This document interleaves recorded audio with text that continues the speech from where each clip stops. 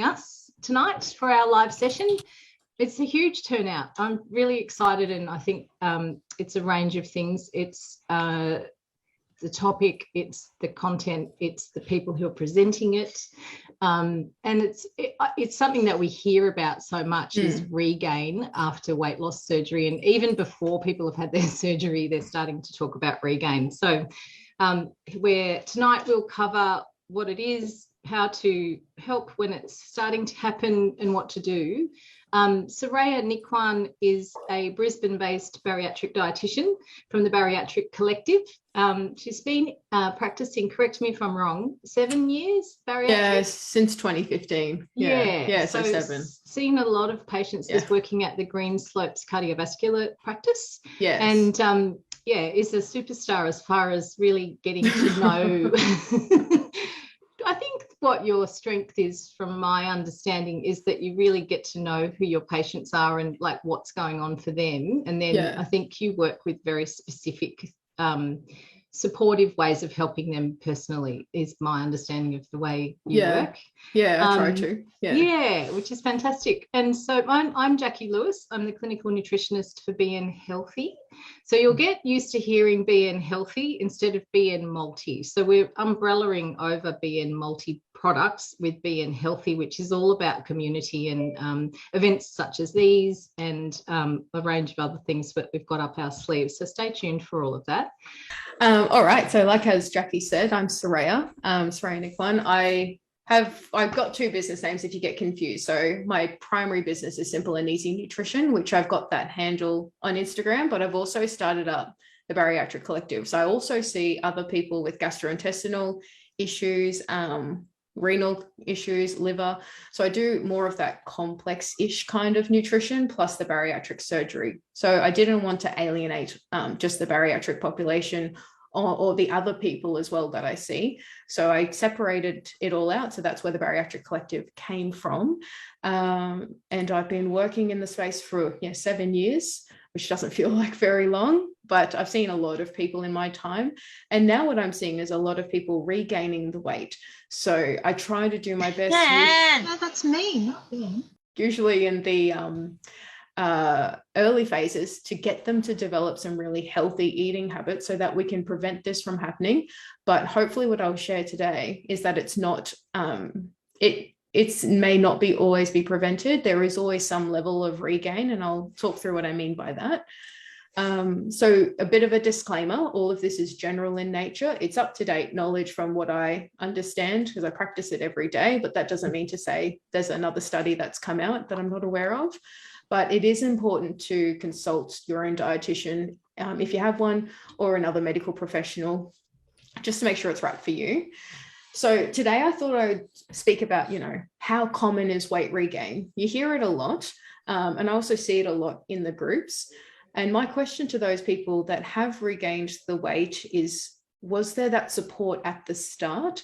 If there wasn't that dietetic support or that level of nutrition support, this may have been able to be prevented, but it's very common because there is a lot of muscle wastage in that first year. And that's typically what I see as the main driver of the weight regain, is the loss of muscle mass in that first 12 months after the surgery. Now, there was one study that showed that from the time of pre-op to 1 year post-op, most people in that study had lost about 25, well, that was the average loss of 25% of their muscle mass. So if you think about that, that's a significant amount of muscle wastage, and that naturally decreases the muscle, the metabolism. So in terms of weight regain, there's a lot of factors that cause it, not only muscle wastage. So I wanted to share some stats that might be of interest to you, and so you don't feel as alone, because it is such an isolating experience to go through, having had gone through the surgery and the investment involved, and then also maybe putting on some or all of the weight. I've seen people put on all the weight plus more, which is really disappointing for them. So the average weight loss that we see, your surgeon might have told you this when you had your surgery, it's 45 to 55% of your excess weight loss.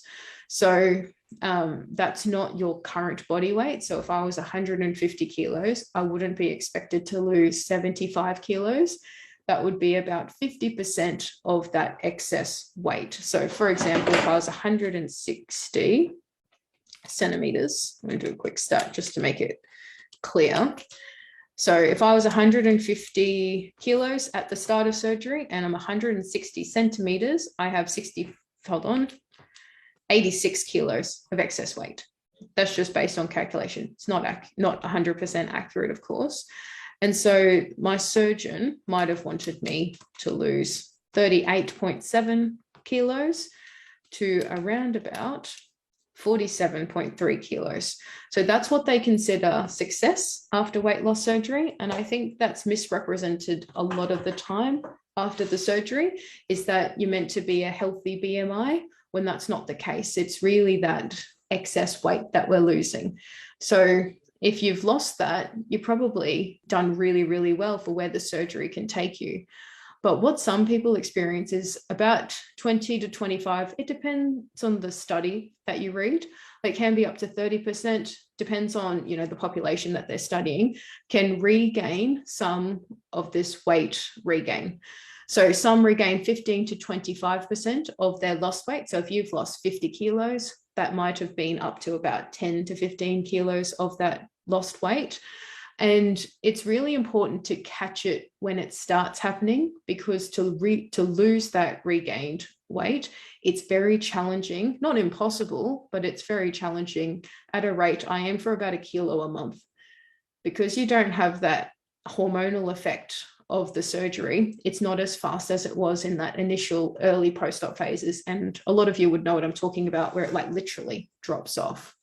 What I wanted to highlight tonight is that it's not only caused by one problem. We live in a society that is promoting overeating and inactivity. Like right now, MasterChef is probably on soon. There's lots of different food ads because it's dinner time.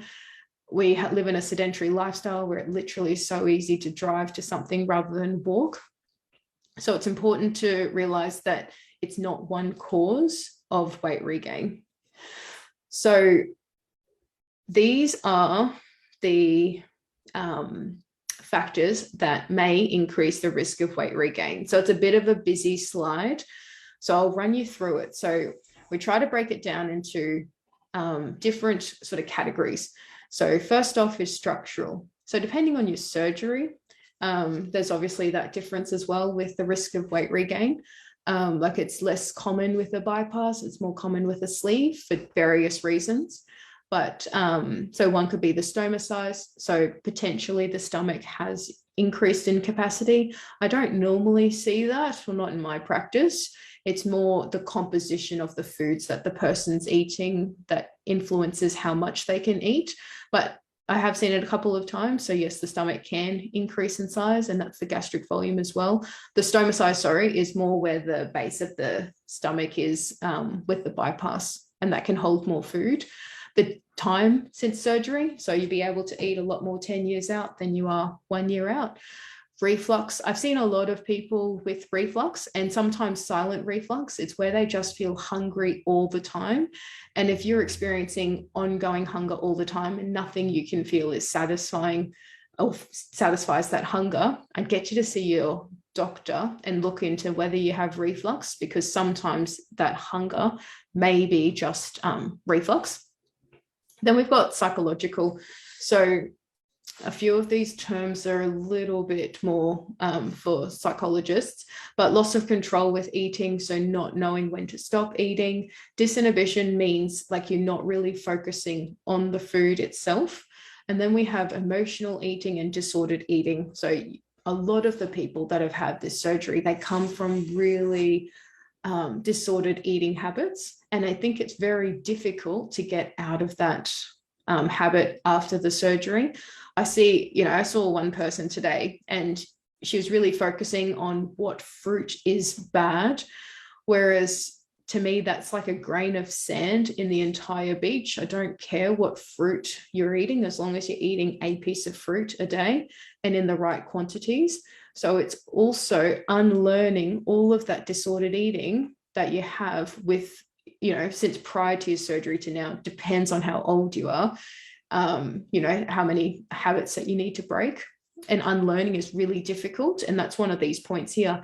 Difficulty applying new habits. It's very difficult. The older you are, the harder it is to change old habits.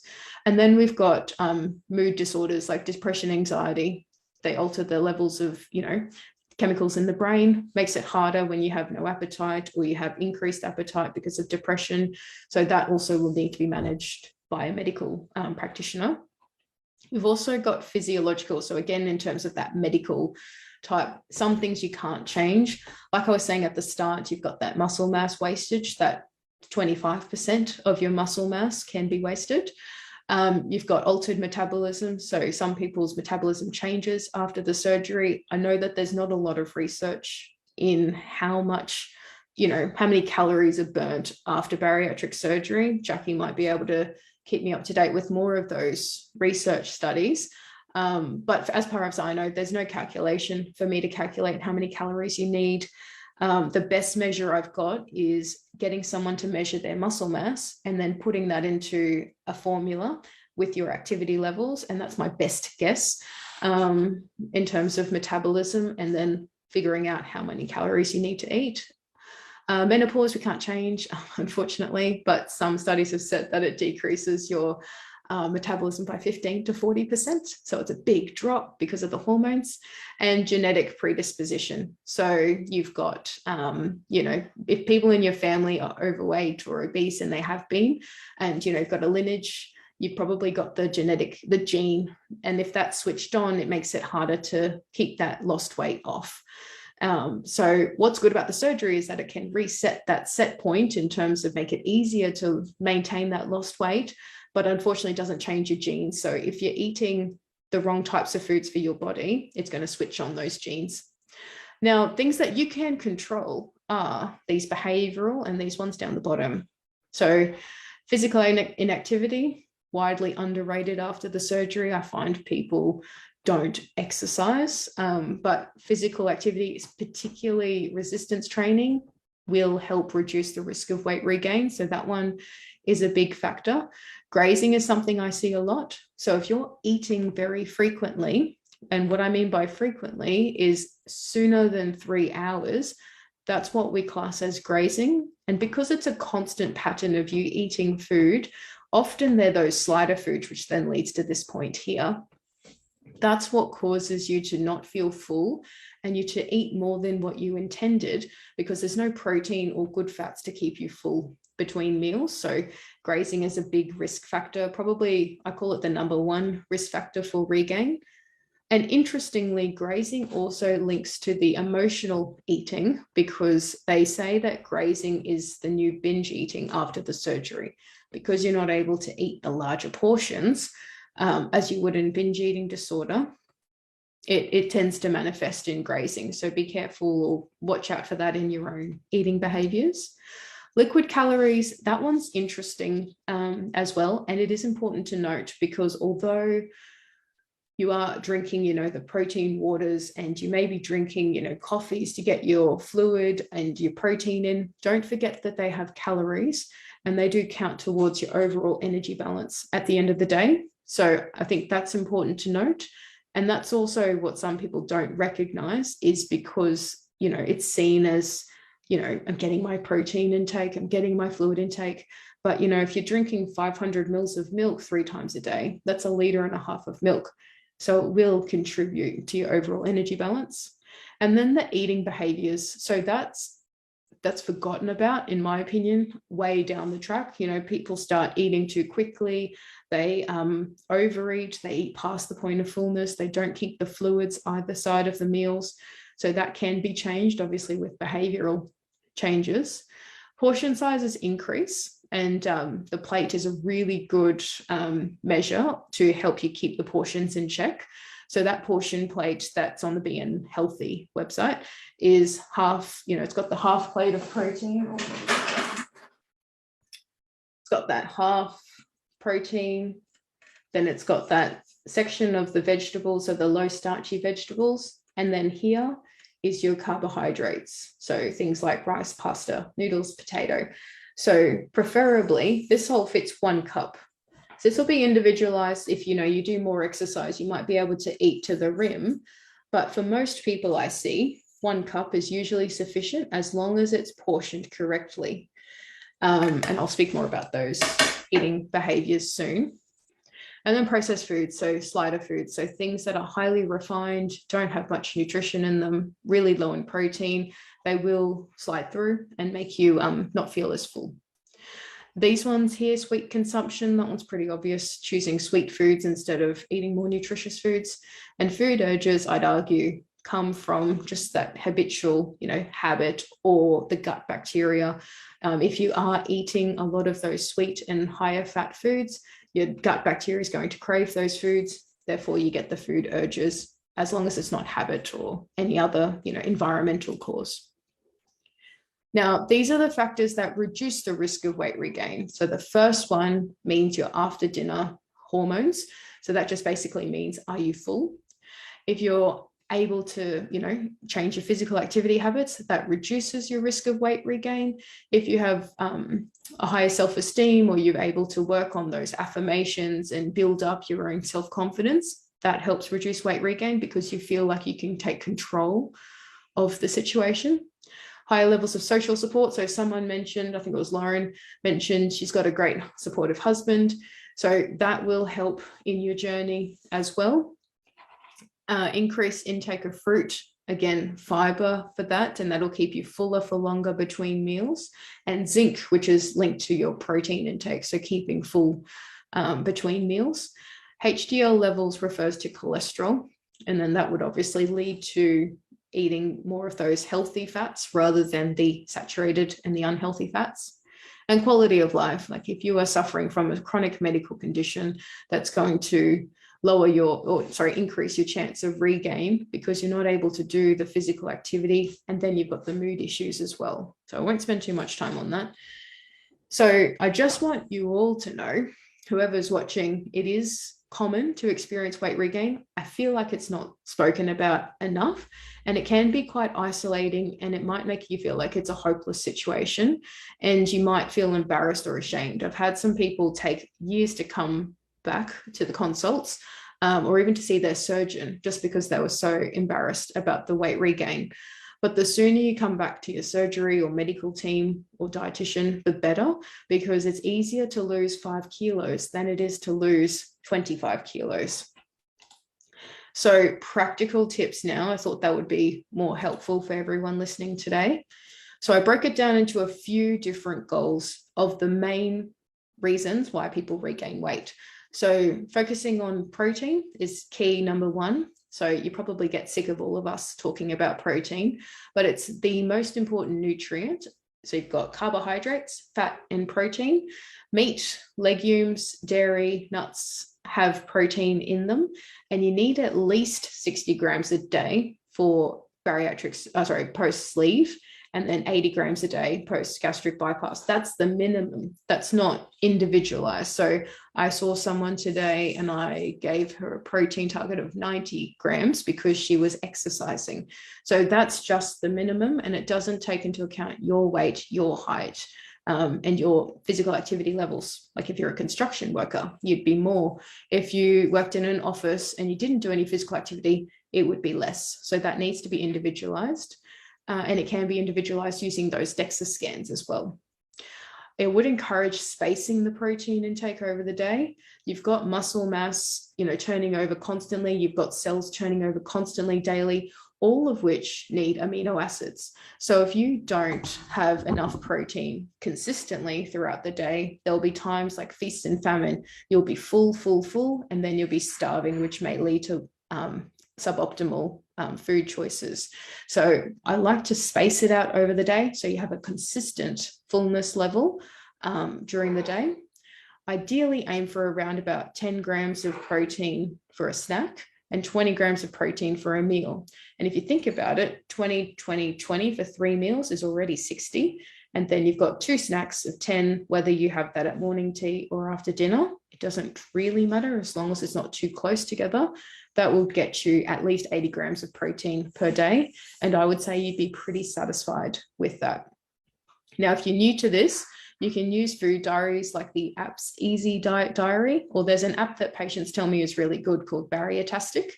And the team from Nutrition for Weight Loss Surgery, I think they're on Jacqui's, on BN Healthy's website. They also have books that also go through protein counters, and you can look it up online, how much protein's in food. So that'd be the first thing to look for. And I'd also encourage you to track your food. The people who don't track don't know. And I find that a lot of people overestimate how much protein they're having. When I count it up, it's usually a lot less. Eating behaviors is my second goal. Now, this goes back to that first appointment if you saw a dietitian in that very first consult, but they should have gone through chopping up your food really small. And this is obviously important for that post-operative phase. However, I find it's more important as you progress, because what we want to do is stop when you're full. So we all have our own fullness cues.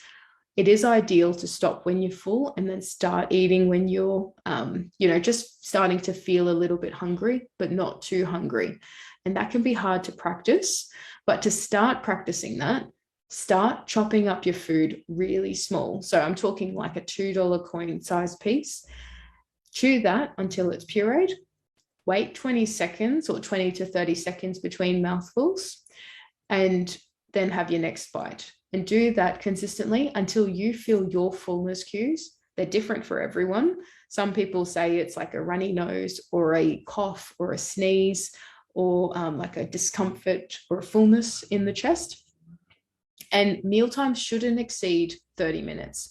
So what I mean by that is, if you start eating dinner at 7, it needs to be finished by 7:30 latest. It can't be finished at 8 o'clock, because what's happening is you're letting the food pass through the stomach, and you're topping it up essentially. And that's what we call grazing. So you can eat a large meal, like when you go to a restaurant, they bring out all of the food at different times and your tummy has time to digest it. So that's why you can keep eating the subsequent courses. But we don't want to do that as a general rule. Ideally, looking at your plate, eat the protein food first as much as you can. You can alternate, so try 2 to 3 bites of your meat or meat alternatives, and then your 1 bite of veggies, and then keep the carbs till last, because they swell in the stomach and they take up a lot of room. And avoid eating and drinking at the same time. So that's a difficult rule, but it is really important. So the reason for that is, if you drink and eat too close together, it's going to wash the food too quickly through the stomach and therefore make you hungrier sooner. So if you take anything away from today, focus on the don't eat and drink at the same time, eat slowly, and eat enough protein. They're probably the top nutrition goals. Minimize grazing, I thought, would I put as my third sort of nutrition goal. This is what I see is the common reason why people regain weight, because they're not leaving enough time between meals. And then coincidentally, they're overeating overall. They're eating too frequently, which leads to eating too much, which causes the regain. So again, don't eat longer than 30 minutes for your meals. You want to keep those 3 to 4 hours between each meal or snack. And so it's a bit of an art. You don't want to wait longer than 5 hours to have your next meal. So if you start work at 9 o'clock, have your breakfast at 6, you could have your morning tea earliest at 9 a.m. and that would include your coffee, because it contains enough calories and protein to count as a snack. Then you'd have your lunch at 12 o'clock, let's say, that's 3 hours again. Then afternoon tea at 3, and then dinner at 6. And you may tweak it depending on what your job is. So if you're doing night shift, still use the same rule. Have your, dinner before you go to work, and then start with, alternate snack, meal. What you'll find is that you'll be fuller for longer, and you'll be less likely to graze and eat those really high processed slider foods, especially if you're eating enough protein at those meals as well. And then carbohydrate wise, so carbs aren't the enemy, but what you really want to do is pick those lower glycemic index carbohydrates. And what that means is, it's a scientific way of measuring how quickly sugars get digested in our bodies. So things like sweet potato, higher fiber breads, whole grains, legumes, they all are slowly digested after the surgery. And that keeps you fuller for longer.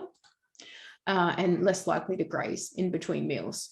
So a key way, I was saying before at the start about body composition, meal composition, it's not the stomach size that stretches, it's more those meal sort of compositions. So if you can keep it at a protein-rich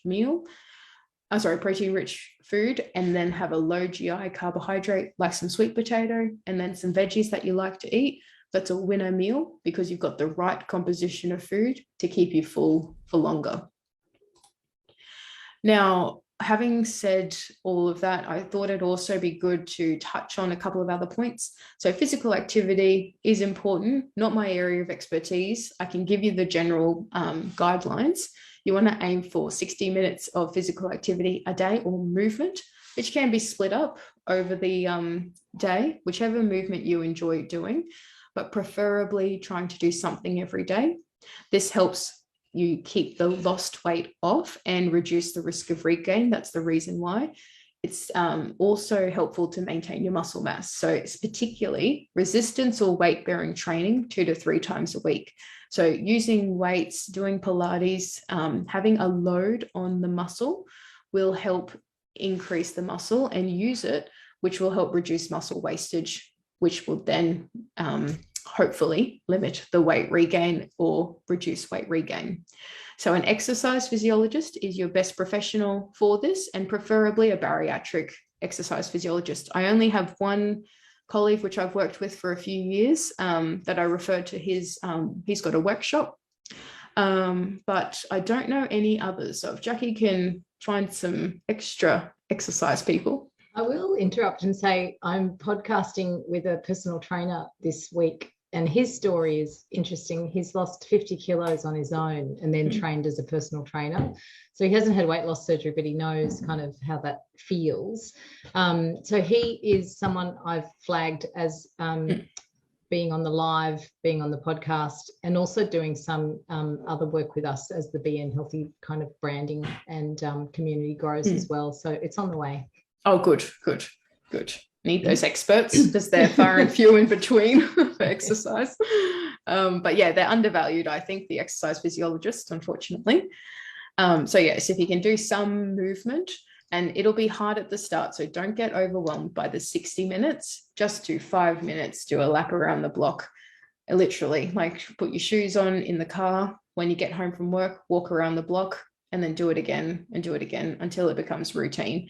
Start off small. I don't expect, any of my patients to run marathons, but exercise is so underrated, and it really helps with a lot of aspects apart from weight. Like they say, 30 minutes of exercise is better or is as good as an antidepressant. Yeah. So that's quite a well-known fact. During COVID, we ran some classes online with an exercise physiologist, and I'm sure we have we did it for a month or so, but I'm sure we've got all the classes still somewhere in our content garage.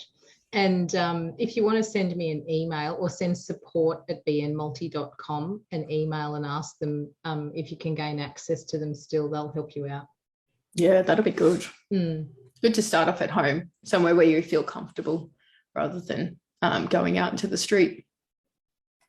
The other thing I wanted to touch on that's not my area of expertise, but it should be mentioned, is regular checkups with your GP or the surgeon for your nutrition, like your nutrient markers, if there is any nutrition deficiencies. Not that they typically cause regain. However, if you're tired and fatigued because of iron or B12 deficiency, you're going to be less likely to be able to implement the strategies we've discussed tonight.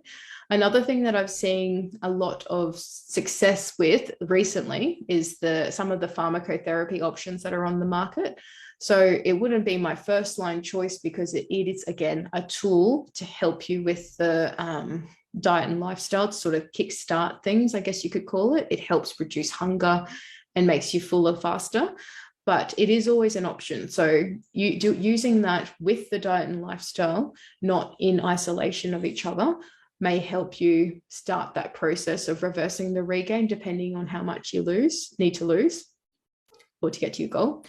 And the last one is seeking psychological help. So again, as with the exercise physiologists, I think psychologists are really underused after weight loss surgery, because I find that if you can figure out those triggers or those cues as to the reason why, you know, you turn to food, or you have boredom eating, or, you know, you stress eat, there's multiple reasons why. I think seeing a psychologist is really helpful, and don't be daunted by a psychologist. They're really friendly people. Basically, just think of it as a chat, and you might learn something about yourself. Also, with psychologists, it does take time to build rapport with them. And they say it takes 6 sessions to get any therapeutic benefit from seeing a psychologist. So if the first session wasn't that great, they don't know your story yet. So give them a bit of a chance, and you might be surprised about tools and strategies they can help you with, especially to help you with managing the weight. Overall, you need to be patient. I mean, you know, there's a lot that I've discussed tonight, and you won't wake up tomorrow and implement it straight away.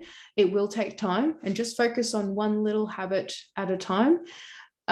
Losing that regained weight, I aim for about 1 kilo to 2 a month, and get a little bit of pushback from patients about that, because that's not how it was initially. But it won't be, because your body's not the same as you have, you know, prior to just that immediate post-op phase. So it ends up being around 0.5 kilo a week, which is really healthy. And we don't want to lose muscle mass. That's probably the biggest take-home message I hope you remember. And consistency, not perfection. So it's more about how you do things every day, which leads to that ultimate goal. If you do one thing better today, for the next year, you're 365 steps better than you were, you know, today, last year, if that makes sense. So it's just that 1% better every day. And I really focus on that in my own goals as well, because it just is too hard to be overwhelmed by all the things that I've mentioned today. So if you focus on one thing, maybe keep the food diary and do that consistently for a week, and then switch the carbs to the lower GI ones, and then take a look at the snacks and then work on the snacks. You change too much at one time, it's going to be too overwhelming, and you may likely just give up, which is very easy to do. And yeah, so just keep it really consistent. And that's it from me. I think Jacqui's got a few questions for me.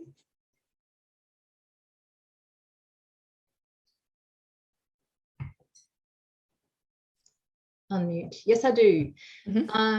I've written a couple of things from my end. I get a lot of questions about I'm hungry all the time, and I work on, you know, are you hungry because it's emotional? Have you worked out your hunger signals? That sort of thing. With the silent reflux, what would you see in a patient who's definitely showing signs of silent reflux? Generally, what are they reporting? Yeah, so I'm just going to pause the share. Do I do stop share? Yep. Okay, cool. What I normally see is people just complaining. So the people that I've seen that have had that ongoing reflux, I see what happens is they're just hungry all the time, like an insatiable hunger, where they eat their meal, but they're still hungry. So that's what I typically see when people get that silent reflux, or, you know, it may not even be pronounced, they might not even feel that burn. So it's more about hunger that never goes away, despite no matter what they eat. That's what I see. You can sort of tell if someone eats some dairy, for example, that soothes the reflux. That can be sort of like a key sign, but I'd always get them to go back to the surgeon and have a discussion about it. Yeah, because if you get on that medication, for the people that I've seen, it solves the problem. They're no longer hungry, makes it easy to stick to the eating plan. Then the much less frustration. Like, you've gone through all of that, and then suddenly you're insatiably hungry. Like, it'd just be so hard. It's so disappointing. It would be, definitely. One other question, we're talking about disordered eating and it showing up after surgery. The percentage of patients who have disordered eating prior, I do see the pendulum swing in both directions, where they'll have totally disordered eating, which leads them into obesity and down, you know, the gastric sleeve or bypass route. And then once they've had the surgery, it swings the total opposite way, and they'll be looking at veganism or, the other extreme of ultra healthy. How often do you see those kind of things happen, and maybe what should we look for in those situations? I personally haven't managed what you would class as an eating disorder diagnosis. Yeah. I would always refer on. It's not my area of expertise. So if someone presents with an eating disorder, I'd refer to my colleagues that are better in that area. Yeah. I do see more of that binge eating, or some people drink too much alcohol before the surgery and they may have undiagnosed alcoholism or undiagnosed binge eating disorder. It's mainly that and night eating syndrome. That's typically what I see. And I don't know if it's ever diagnosed well. Like, a lot of my patients just don't get diagnosed. I don't think it's well diagnosed according to that DSM manual. Yes. But what I see is that later on down the track, they can develop some of those eating habits, and I try pick it out quickly, but I always refer to a psychologist if I see that happening. Yeah. I can call it out when someone's, like you said, going on a vegan or a keto diet, or, the next fad diet that's around. You can sort of pick up those people in that case, but it's not something I commonly see, which is good. Maybe it's something to do with the education I provide, and I try to make sure that everyone lives a normal-ish life and eats, Easter eggs on Easter and has their Christmas meal, because I don't want you to feel like you're on a diet. That's the big thing. Well, that's my big thing. Yeah. Yeah, is the whole kind of dispelling the diet myth. We did have a question about that in the group chat here about, do you have a meal plan I can use? And I recommend the plate, because it structures the meal in the way that it needs to be structured and portions it, and then you can choose what you eat. So it gives you that flexibility and autonomy, but it also you've got the comfort of knowing that it's correct. And I really encourage people to not sort of get so hung up on calories, more about like macro kind of, protein, carbohydrates and fats, and the percentage of those in the diet each day. And I think that helps, because you get to the point where you can just look at a meal and you go, okay, there's, half of it's protein and that's good. And then what's the rest of it made out of? And each snack should be, like you say, 10 grams of protein as well. And when that's in balance, it's incredible how you just feel your energy is even all throughout the day, and you don't have that, oh my God, it's 3 o'clock and I need food immediately. You just don't have those peaks and troughs, and that, striking hunger that comes on immediately that needs to be, fixed by whatever's on hand. Excuse me, I'm still getting better. So that was my other question. I did have a question from one that was emailed through to me. Just a moment and I'll find it. It's a great one from Jodie Ann. Bit of backstory. I'm 20 months post-surgery. I've lost 74 kilos, which is amazing, and I'm loving life. I'm now very active, and I'm completing 5 strength training sessions a week, which is ideal if you're building muscle and that sort of thing, and 2 weight sessions a week, plus 2 cardio sessions, and over 110,000 steps a week. I squeeze in yoga and meditation 2 to 4 times a week. It's incredible. Yeah. I've tracked my food every day since just before surgery, and I'm strict on myself, but I still allow for treats. Protein is high, fats are low, and I don't drink alcohol. What I've noticed is my weight has plateaued and not moved in months. I'm not gaining, which is good, but I'm hovering around 70 to 81 kilos. My calories are between about 1,900 due to my exercise load. My trainer and I think I should be eating more. However, I just can't fit it in. We've researched and tried to find out what's going on to help me move my last 10 kilograms to get to my goal. Feels like there's a gap in someone, just trying to work out what's going on there. What would you say if someone presents in that way? They're looking for their ideal weight or the suggested weight, and they're very active. Yeah, so I'll share something with you, Jacqui.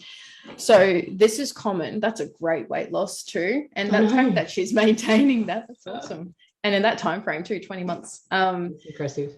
I would say she's possibly focusing on the wrong parameters. So you've got the weight rather than focusing on muscle mass versus fat mass. And I'd encourage her to strongly get those in-body scan analyses or the DEXA scans at least monthly, or they're relatively inexpensive. You get them monthly or 3 monthly, just to know that she's not losing muscle mass and she's gaining it and losing fat mass. So I saw a patient a couple of weeks ago, actually, and she does this every month at her gym.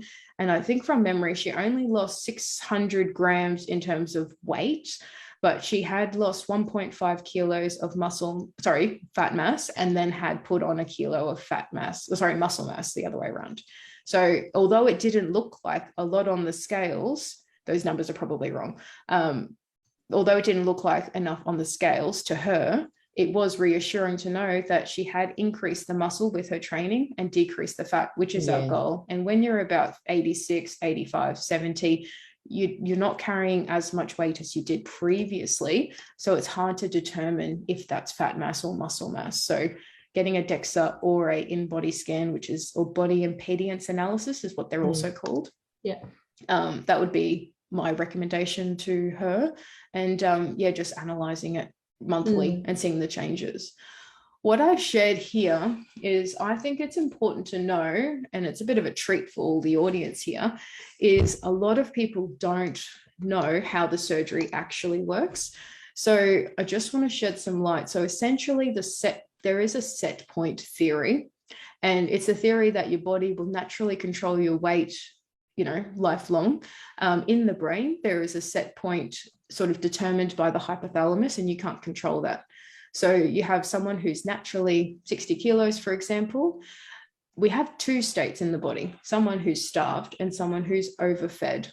What tends to happen is, when someone who's 60 kilos loses 5 kilos and they get to 55 after being sick, their hunger naturally increases and their metabolism decreases. What happens is the body bunny hops essentially back up to that 60 kilos without much intervention. Think of that naturally slim person in your life that you absolutely despise. And then that said person goes on a cruise and they gain 5 kilos. They then are in this overfed state, which the body likes to decrease their hunger and increase their metabolism, which then the body then bunny hops from 65 back to 60 without intervention of that person itself. What tends to happen when we diet is that this set point naturally gets pushed up each diet that we do. And I think this is important to note because it's due to the muscle loss. So every diet you do, you will lose weight quickly and then it goes up. I think Glenn McIntosh refers it to as the Nike swoosh. And so your set point prior at the start of your surgery would be maybe up at 150 kilos. And no matter what you do, you can't shift it. And I see this time and time again. So you've done on all the diets, your weight goes down and it comes back up, and you can't figure out why 150 is where the body likes to stay. What then happens is when you have your surgery, I believe, I could be wrong, but it's the only real mechanism that we have to reset the set point. So when you have the surgery, the surgeon inadvertently resets that set point in the brain, and your body starts thinking, hey, I'm not 150 kilos anymore, I'm 74. But in that example you gave, Jacqui, 74 kilos. So she started at 100 and I don't know if I showed, where have I gone? She probably was around about 150. So let's say his current weight is here, 71. What happened when she started her journey? Her body was in that overfed state. So not as much hunger, which is typical of the bariatric surgeries, and your metabolism is skyrocket. So everyone would have experienced that rapid weight loss in that first 12 to 18 months. That's that honeymoon period. The body then, you lose weight, what seems like effortlessly, until you get to your body's desired set point, which is, let's say, 71 for that person's case. What can happen is once you get down here, you might notice, or that lady might notice that, she's starting to feel hungrier and her metabolism is going down. So let's say she got down to 68. What would then happen with that starvation of the body is you'll put on a little bit of weight. And what it sounds like that lady you described, Jacqui, is that she might have gone lower and then may have come up a little bit, or her body has just stopped at where it wants to hover, because she described a range of where her body was. Mm-hmm. And I think that could also be her set point rather than the, but maybe her body doesn't want to be another 10 kilos lighter. And I think That's that can right. be hard to hear, but that could be her set point. So there's a bit of a, explanation, but I hope it helps someone realize that sometimes that number we have in our mind may not be what the body's brain actually wants to do, because as we're meant to get heavier as we get older, you're not going to be the weight you were when you were 21, when you're 51. So it's just a physiological reason why we gain weight. But I think it's important to note that, yes, she may have also plateaued because she's actually hit the sweet spot. Yeah. And also the level of activity. You're like she's saying there's 1900 calories a day, and maybe we should have more. And as you get more muscular, you need more food. Yep. So it could be also that she's hit not eating enough, and then weight loss will also stop. I see that with people who aren't exercising madly and doing all those sorts of things. They're just not eating enough and not losing weight and wondering, why have I hit this stall? And when you have a look at the diet, it's been under 800 calories for an extended period of time. And the body just goes, well, I'm in famine. And particularly for women, we do famine. Like our greatest driver is we need to protect our reproductive abilities. And it goes back to hunter-gatherer time, where we, if there was no food around, our bodies would slow down the metabolic rate so that we would stay and have enough fat to create the hormones and be able to reproduce a child and keep the human race going. And we haven't changed. We haven't actually evolved very well at all. But now we just have food all the time on supply. But then if you sit in that starvation caloric intake for an extended period of time too, your body will go, well, it's just not enough food here for me to even keep myself awake and digest my food, and let alone exercise. I need to shut down the amount of energy I can use in a day so that I'm going to survive in case there's no more food, which is also the yo-yo. Is in those states you'll lose muscle at the same time. Then you start eating again and you go, gosh, I've just gained back everything I lost and then some, because you've lost some of your metabolism in that down stage where you're hitting starvation. Body's losing a little bit of muscle every time you do that yo-yo diet. You go down, you lose a little bit of muscle, and you start eating again, and you put the weight back on and then some, because your metabolism isn't what it was before you did that last starvation stint. So it's those prolonged periods of caloric deficit that are really quite detrimental. Yeah, that's right. And it's again going back to that, making it a lifestyle rather than the next diet. And I think it's important, but I would say I see that a lot as well. People come to me and they're only eating at 800 calories, and it's like frightening for them to increase it. I'm like, just do it gently, 50 calories a fortnight, and you can do it. But it's important to increase the calories, because your body needs a certain amount of calories to survive. We all talk about the 1200 calories being what we need to lose weight. For most people, that's what you need to stay alive. If I put you in a bed all day and fed you, that's what I need to feed you. It's amazing, isn't it? How and just, I think also it's interesting to me when people have been overeating and then they have the surgery and then they're like, oh, I'm really trying to, not eat. But you need to nourish and not look at food as I need to not eat so much so I don't regain weight. It's like I need to nourish myself. And a lot of the time you get a lot of freedom in what you can eat when you cut out, processed foods and refined carbohydrates and those sort of things that are just feeding our insulin basically and locking in fat stores. But once you start eating just a basic fruit, veggies, meat diet, it is quite incredible what you can not get away with, but just how much food you can eat, because it's not geared to actually, add to your body. It's just so much in it that's nourishing and at the same time. So it's not so much how much, it's you could probably eat more, we all know that, more healthy foods than you can eat processed foods.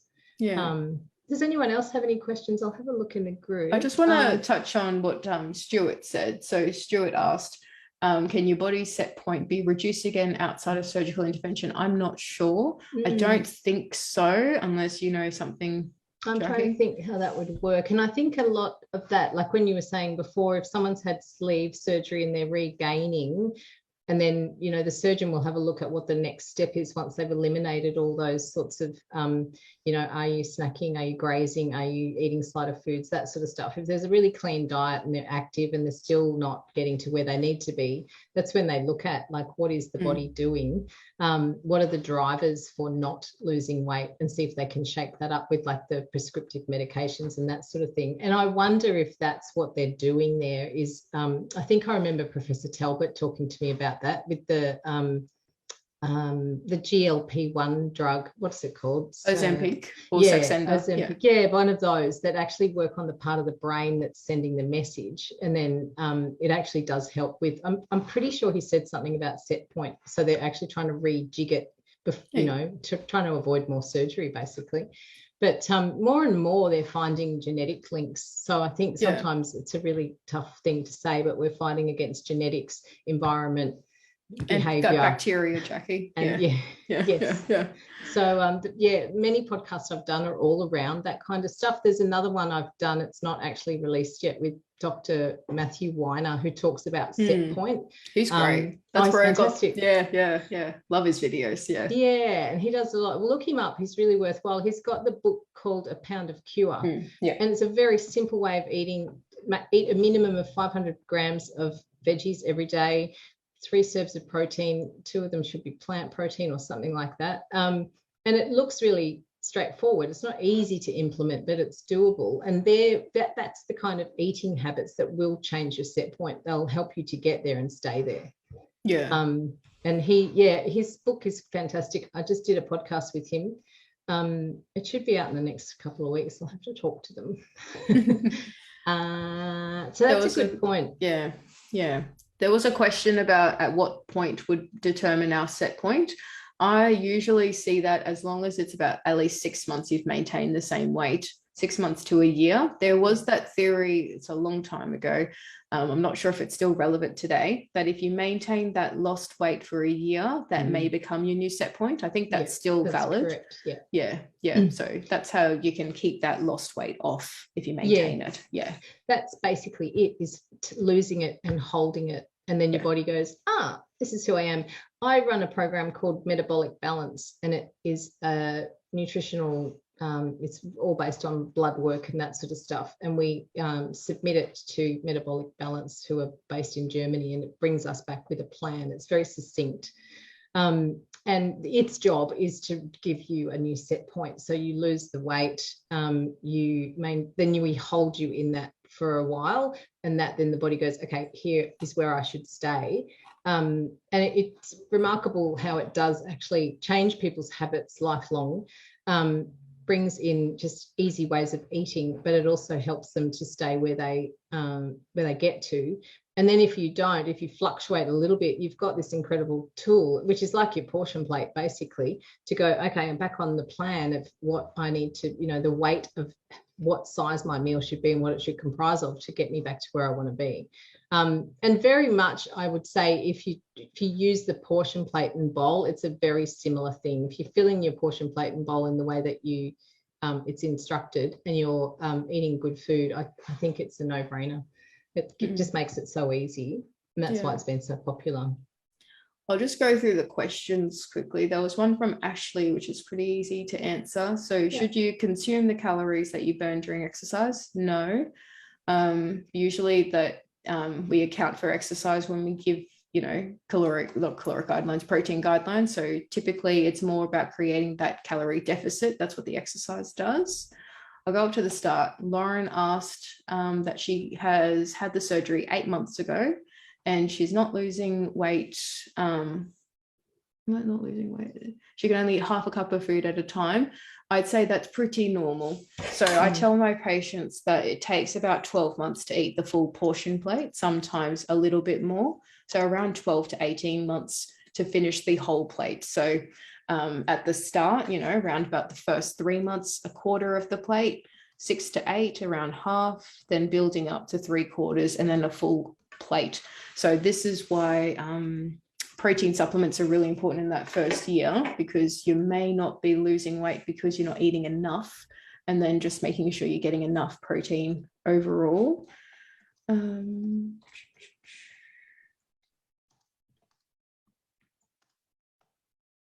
Only put on 10 kilos. There's quite a few questions. It's great. Yeah.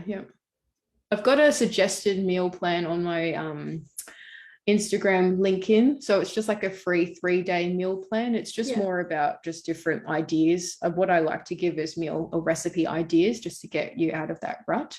So it's not a prescriptive meal plan. It's just more of here's some recipes that you might like to try. What's your social handle? That's on the Bariatric Collective. And I think it's in the link in bio. You know how you click that and then you have the open browser. Yeah. I was just going to put it in the chat for you there. I've answered a few questions as we go. Dr. Nick Fuller has done research into lifestyle factors impacting on set point. But it'd be interesting to read. So much research going on, isn't there? Oh yeah, it's hard to keep up. Everyone in COVID released it all this year. Yeah. That's why we have a podcast. What else? Can we have milk and yogurt? Yes. I like dairy. Do you like dairy? Yeah, I do. Yeah, I eat it every day. I don't shame people for eating dairy. I think it's got a lot to offer. Yeah, it does. And it's also rich in whey protein. So someone asked a question about how good are protein powders. So you've got whey protein powder, preferably. So it's always better to get protein through real food because you get all of the extra nutrients as well. But in terms of the powders, the best ones are whey protein isolate, and then your whey protein concentrate because they are rich in leucine, which spares muscle, and it's a complete amino acid. Sorry, it's got a complete amino acid profile, meaning that it's got all of the amino acids that we need. Collagen, on the other hand, I like it for a top up. So it's missing tryptophan. So it's not a complete protein. And I think it's sometimes overused and put in too much. But I think it's not the best quality protein, but it is a good protein to help you meet your protein targets. Just don't rely on it as your only protein source. So that's my advice, is balance out the proteins there. Yeah, they have different functions where the collagen is more for like connective tissue, gut, tendons, those kind of things. And the whey protein is more for muscle. So a lot of other things. It also has been shown to help with fat loss. So it's a game changer. Yeah. And you can find it on our web. We have a BN Pure Pro, which is pure whey protein isolate with no flavor. So that's where you can get into mixing it with like a milk or milk alternative. Put your cacao in, put a piece of, a banana or berries or something in there and a little bit of honey. And that's really nutrient rich in that way because you've added in all those antioxidants and bits and pieces rather than a plastic meal shake, which are, I don't poo-poo them totally, but there are better ones that have, pre and probiotics in them and just a bit more kind of naturally food-based. Some of the others have got, if you just look at the label, you'll see what's in them. And, some have fructose and maltose and fructose. And it's nuts because it's like, there's so many better ways to get. Like I look at how much more nutrition could I get from using this one or this one? So I look at the ingredients and whether they're, I recognize them or not, and then I work out whether I'll eat it. So yeah. And there's one more question here. What's that? And then yes, what protein should vegetarians eat? It's a tough one meeting that 60 to, some people need 90 grams of protein. If you're looking at it from vegetarian sources, it's bulky. It's really hard to fit it in. Yeah, soy, if you can tolerate soy protein powder, there's a good brand, Nature's Way, instant natural protein. That's soy, and it's like Jacqui just said, it's got 2 ingredients. So it's soy plus a one to stop it clumping together. So I would prefer soy because it is a complete protein. Otherwise, you could play around with beans, like the pea protein, and then have some rice protein in there as well to make it a complete amino acid. But tofu, legumes.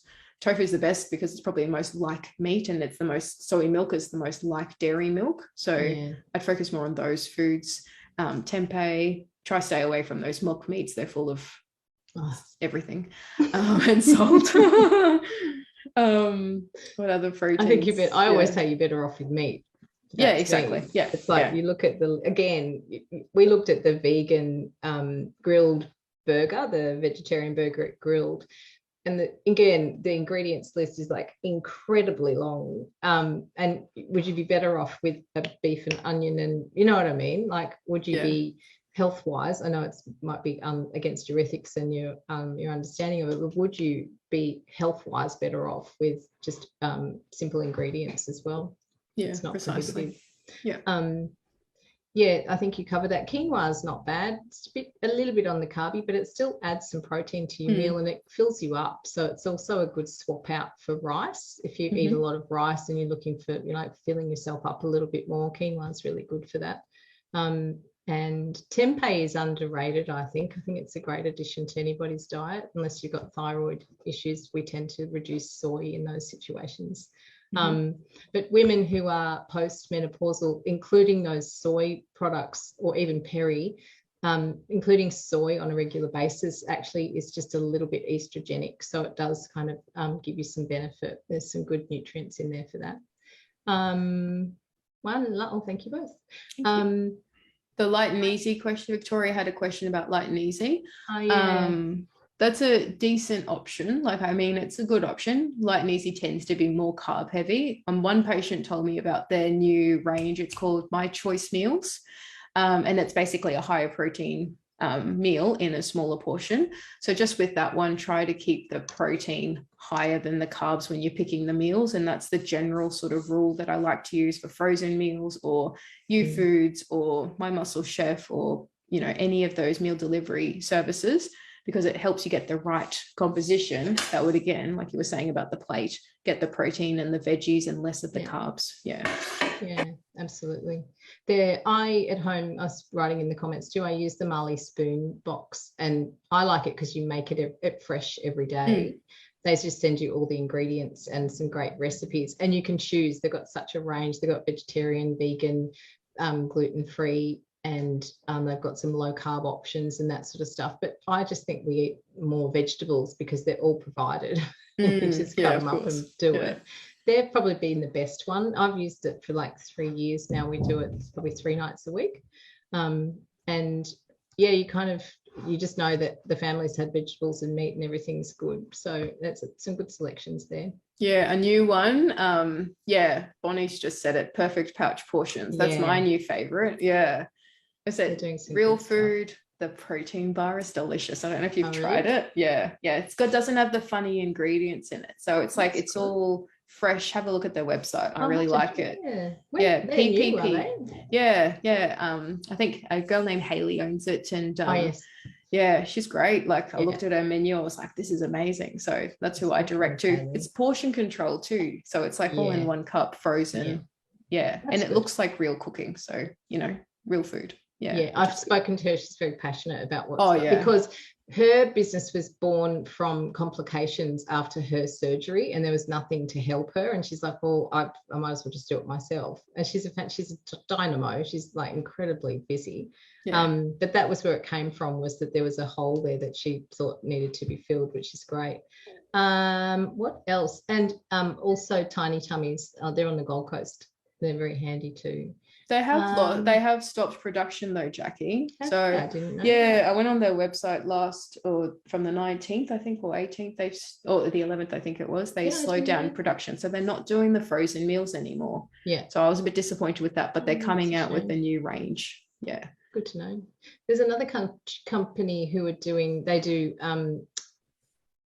food for different sensation. Texture modification. Texture, and so it's great for the puree stage and that sort of stuff. And they target, different disabilities and all that sort of stuff and aged care, but they're also moving into bariatrics. So it's quite good.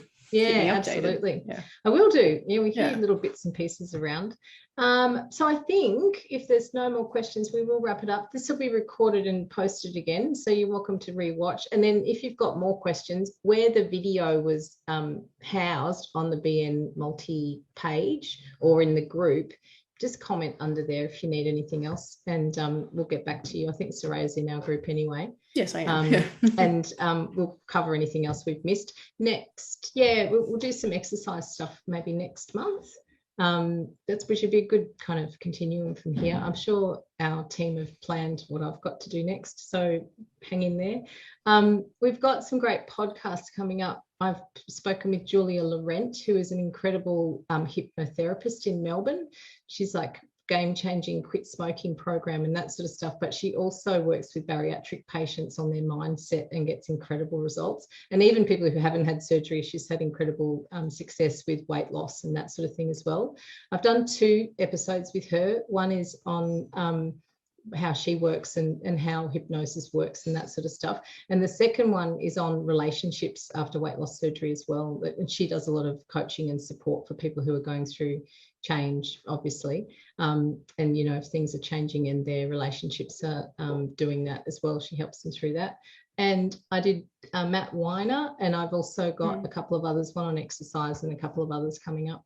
It's been a busy time. So please get onto the front page on our website and you can download, or you can sign up for the newsletter. And if you haven't seen the podcast, the AWLS podcast, you'll find that on the internet, awlspodcast.com. It's on Spotify and Apple, and we've covered a range of different topics for before and after surgery as well. So it's every 2 weeks, unless we get flooded and we've been delayed. So thank you all so much. It's been wonderful to have you all here. I can't believe the turnout. So yeah, me too. Yeah, I'm impressed. We're getting like Facebook famous, aren't we? Yeah. I told my son, I was like, I'm gonna go help people. 200 people. 200 people. We used to one at a time. Okay. I like one at a time. Thanks everyone. Take care. Thank you. Week. See you. Bye.